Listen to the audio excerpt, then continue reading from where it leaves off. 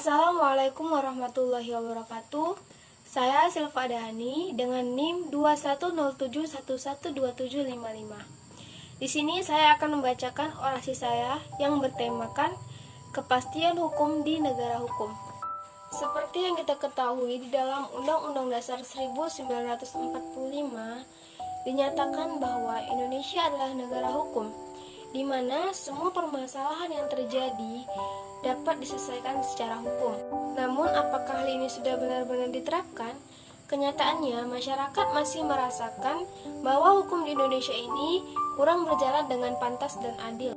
Hal ini terbukti dengan banyaknya kasus kelas bawah sebagai tumbal hukum yang berlaku. Kasus ini melibatkan beberapa kasus yang mungkin masih bisa dianggap hal sepele, yang mungkin masih bisa diselesaikan secara kekeluargaan. Seperti salah satu kasus, yaitu pencurian kain lusuh yang melibatkan Aspuri, buruh tani berusia 19 tahun.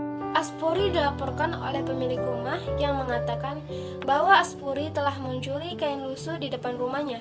Padahal, kain lusuh tersebut sudah dibuang oleh pembantu rumah tangganya. Nah, dari kasus ini, Aspuri mendekam di Bui selama 3 bulan dan terancam 5 tahun penjara. Lalu coba kita bandingkan dengan kasus yang melibatkan kaum-kaum yang memiliki tahta, jabatan, dan kekayaan. Seperti kasus korupsi, mereka berlindung di balik uang dan tahta, sehingga mereka bisa menyewa pengacara untuk membelanya. Lalu bagaimana dengan rakyat kecil yang membanting tulang dan mencari rezeki untuk menghidupi keluarga?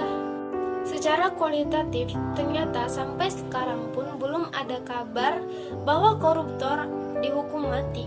Meskipun undang-undang telah memberikan peluang kepada para penegak hukum untuk memvonis dan memberikan hukuman kepada para koruptor dengan cara menghukum mati. Rakyat juga menanyakan perkembangan kasus Novel Baswedan dan buronan Harun Masiku yang kini hilang bak di telan bumi.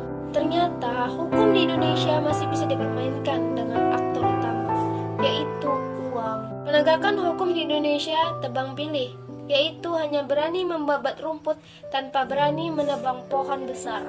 Arah penegakan hukum kita dianggap tidak memiliki kepastian. Hal ini dicerminkan dalam pidato pelantikan Presiden Jokowi periode kedua. Dalam naskah pidato 10 halaman tersebut, Presiden sama sekali tidak menyinggung soal penegakan hukum, HAM, dan pemberantasan korupsi. Presiden hanya terfokus pada pertumbuhan dan pemerataan ekonomi. Ya, inilah Indonesia. Kepastian hukum dilema antara cinta dan fakta. Itulah tadi pembacaan orasi dari saya. Kurang dan lebihnya saya mohon maaf. Assalamualaikum warahmatullahi wabarakatuh.